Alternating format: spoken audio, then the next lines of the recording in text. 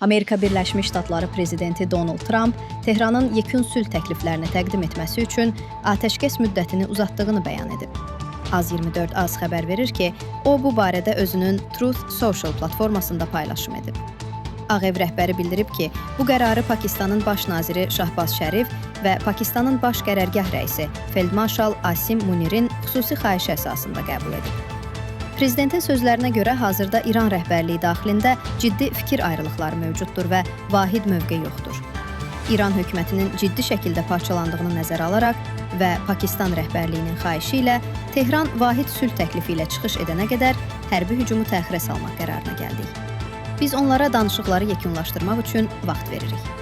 Buna baxmayaraq, Trump Pentagona İranın dəniz blokadasını eyni sərtliklə davam etdirməyi və ordunun tam döyüş hazırlığı vəziyyətində qalmasını əmr edib. Xatırladaq ki, cəmi bir gün əvvəl Trump atəşkəsin uzadılmasına qarşı çıxsa da, Pakistanın vasitəçilik səyləri və regiondakı diplomatik manevrlər vəziyyəti dəyişib.